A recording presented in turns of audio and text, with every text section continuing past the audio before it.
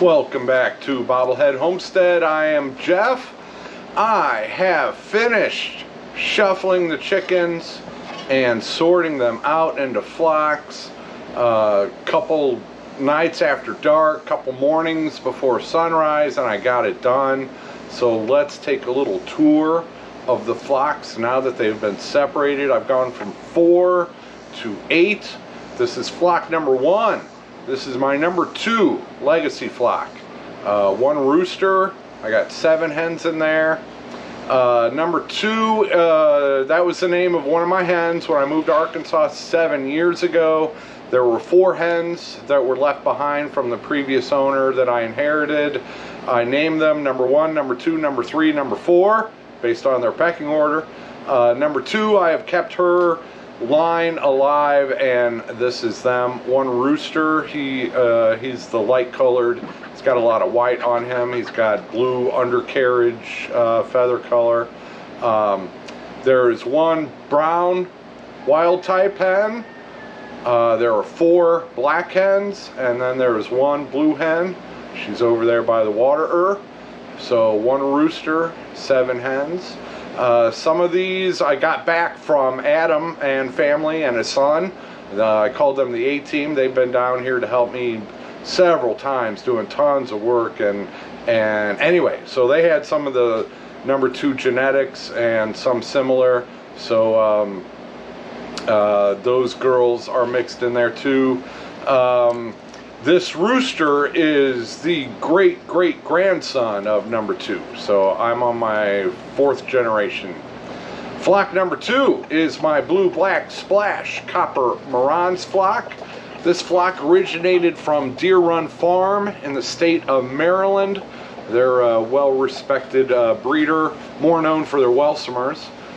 This is probably my most profitable flock. There's a blue copper Marans rooster. I have 1 splash copper Marans hen, the white one there. I have 3 blue copper Marans hens and 3 black copper Marans hens. Also in here I have 2 Easter eggers. They have the blue-gray feather color, and they both have beards. One of them's pacing along the fence back there. So I have 9 total hens in here with a blue copper Marans rooster. I am on my 4th generation with this flock. They lay the dark brown eggs with speckles often. Black copper Marans, that breed is recognized by the American Poultry Association. The blue copper and splash copper are not recognized colors, but they are popular because, and with Marans, not all of them lay the dark brown eggs. So that's going to depend on your breeder. This is my 4th generation. I've been breeding these specifically for the dark brown eggs, so I only hatch big dark brown eggs. This is my 4th generation. This flock was bigger when I moved here, and I've unfortunately lost 4 out of 5 of the splash copper Marans hens, and those are some of the most sought after hens out there in the market. That they have that unique white with black flecked feather coloring, and they lay dark brown eggs. All right, now flock number 3 out here in the front yard. I have 8 hens. There is no rooster in this flock yet. I am still deciding which one I want to use. All 8 of these hens are from my Easter olive egger program, back crosses and first generations in here. So they all lay green, olive, or at least one of them is laying a brown. So she was a back cross, and when you do a back cross, only half the kids lay green, the other half lay brown. So I will have to single her out, and I'll probably pick a new flock for her. These are all black. When you use black copper Marans to create olive eggers, they pass on that black feather color, and so all 8 of these are black. Some of them have pea combs, which they inherit from the Whiting True Blue. Some of them have straight combs. Some of them have the beards or sideburns, which they inherited from the Whiting True Blues. but others don't. So this is kind of a hodgepodge of Easter olive eggers. And I'll probably put a copper Marans rooster in there, so that try for a little bit darker of a green egg in the next generation from half the girls. The other half will lay brown. And even with the brown eggers, I can put them with a whiting true blue rooster, and I can get Easter eggers from that breeding. So all hens are valuable when you've got a true blue egg breed rooster. But yeah, they are. Some of these girls were living next door, so we'll see a little bit later on. They wanted to go home next door. They didn't want to stay in their new coop. But yeah, they've been I think about 4 days now. They've been separated, and I do need to get that. Do need to pick out a rooster. Another thing I could do is use the same rooster. The BBS, Blue Black Splash Copper Marans flock, is right next door to these girls. So I could just, once a week switch him up between the flocks. And so I don't know what I'm going to do with these yet. Now that these have been separated, I have to wait a month before I can start hatching eggs, because that's how long the rooster stuff can stay inside the hens. So you have to wait a month to make sure that rooster in their new pairing is the father. This is my fraternity boys flock out in the front yard between the dead-end gravel lane and the residential power lines. I have 10 roosters in here. There are 5 roosters from number 2 legacy flock. Her grandson, great-grandson, and then 3 of these are from Adam's family. See, I have 4 whiting true blues in there. One of them's black. 2 on the left there have the gold. And then I have 1 blue copper Marans. He's running off to the right. 1 blue copper Marans rooster. So a total of 10. They have been together for quite a while. And so nobody's killing each other. I mean, there's skirmishes all day long, but nobody ever keeps fighting past, 5 seconds. It's always good when you're breeding. This is how you keep from breeding brother to sister. So, you've got uncles and great uncles that you can put into the mix once in a while. And like with the number 2 legacy flock, I've got the light colored rooster in there now. In the future, I can put one of these black number 2 legacy flock roosters, and I can mix up the feather coloring for that. Number 2 was a little black hen, so I would like to separate out a black hen variety of the number 2 legacy flock. This is a whiting true blue flock. That dude there with the gold and some gray, he's a whiting true blue rooster. These are mixed feather colors. I also have some Easter eggers in here, just for the numbers. Let's see, there are that blue gold hens. There are 5 of the blue gold hens. There are 2 brown wild type feather colored hens, and then the 3 Easter eggers. So all the blue eggs out of here I can hatch. I'll get purebred, well, as far as they are, whiting true blues. Whiting is the last name of the guy who developed the breed. In the 1990s, I believe, he developed a breed that lays blue eggs. The recognized blue egg breeds aren't very productive when it comes to eggs, so he bred these to make them more productive. They lay lots of large blue eggs.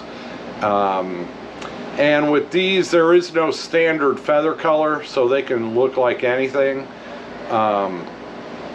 And it's the one thing that's standard for them is that they have both of the blue egg genes and will lay blue eggs. But yeah, this is a flock. I had a flock there previously, so they're the unlucky flock that doesn't have fresh grass and weeds and stuff.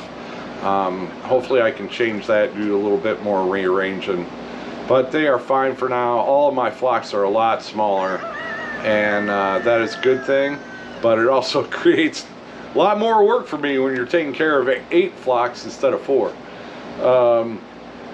But they've got a nice big run there, and yep, whiting true blue flock, mixed feather colors, and 1 rooster, and I think 9-10 hens. This is the first of 4 flocks that are back behind the metal shed and into the woods area, where I hope to be keeping them all in the future. This is my main flock, whiting true blues, silver duckwing, and I've been working on these for 5 generations. So as I was saying earlier, the whiting true blues do not come in any specific feather color pattern. Well, I have been working to change that, and this is one of the 2 flocks. Yeah, buddy. The rooster is he's my 3rd generation, silver duckwing feather color. I don't know why they call it duckwing, they just do. And then there are 10 hens in here, which are the silver duckwing female version of that. I'll try to get a little bit closer here in a second. The ladies all have beards, and the gentleman rooster in here has a beard, and the girls have the black and white around the necks. The beard is just you know, a little bit puffier feathers on the face. The feather color on their chest is like a salmon or bronze, and then they've really got some intricate feather colors, you know, some blacks and grays and brown mixed in. But yep, that is my main flock. There are yeah, he is 3rd generation.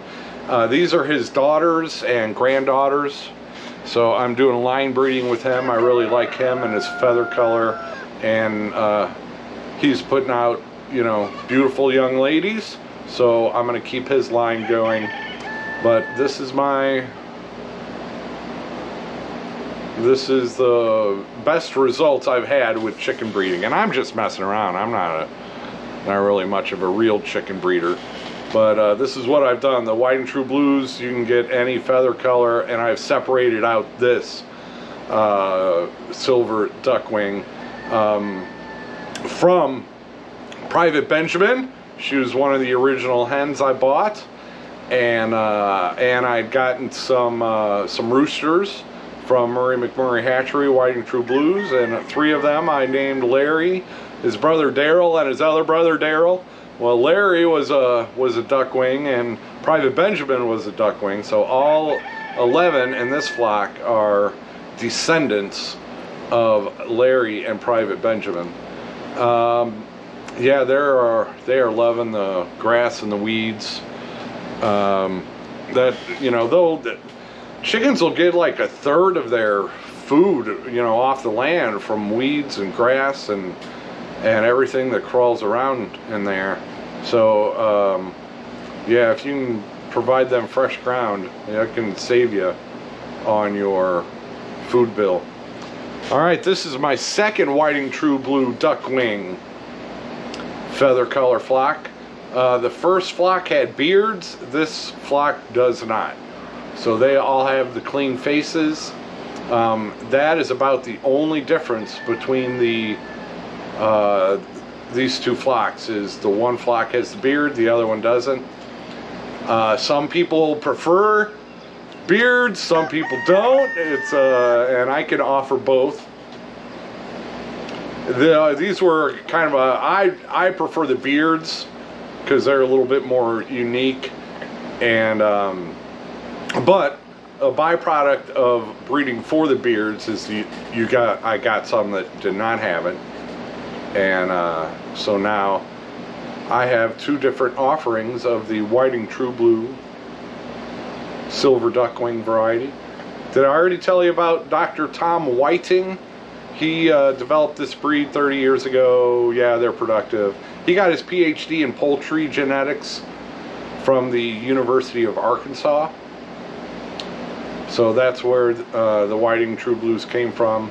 They're a productive blue egg breed, and I have separated out the silver duckwing with and without a beard, and hopefully I'll be separating out that blue gold feather color from my mixed flock. There are 7 of the Whiting True Blue silver duckwing with no beard hens in here, and I do have a black copper Marans hen in here. That black copper Marans hen does not have any copper, so she is no good for breeding in the copper Marans flock, but I can hatch her nice dark brown egg and get a green olive egg out of her female offspring. So, and it's just to keep the numbers somewhat in line. And then this is Fraternity Boys flock number 2. It's not easy keeping Fraternity Boys flock. It doesn't always work with every rooster, and so there were 2 in here that just did not get along with the main flock, so I had them separated. And now that I've reduced and separated out all my chickens, I had 3 others to throw in here. So I've got 2 Whiting True Blue roosters extras. The guy who just came out, he's a black copper Marans extra rooster. Then I've got another Whiting True Blue rooster. He's white and brown, he's inside the coop. And there's a blue copper Marans rooster. So these are extra roosters I want to keep around, and so I do.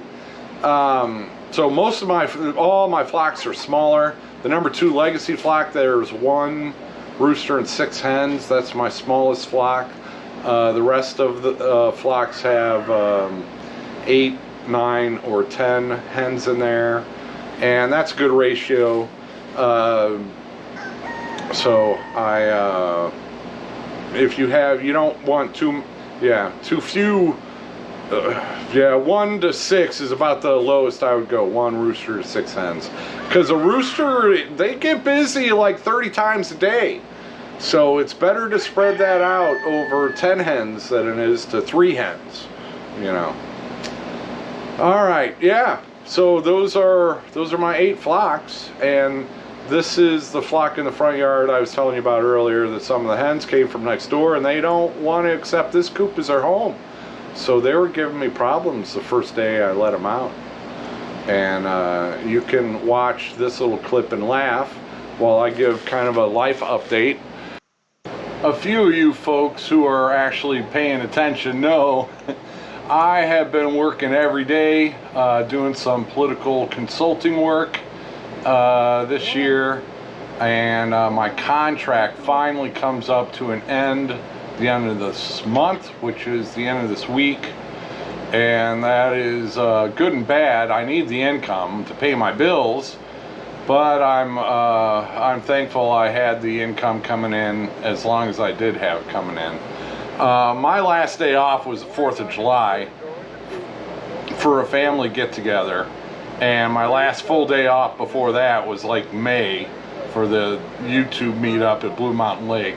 I have been working at least 10 hours every single day doing campaign work, not working directly for a campaign, but to political consulting firms. One of those firms, the owner passed away, and so I was involved in setting up 2 new firms.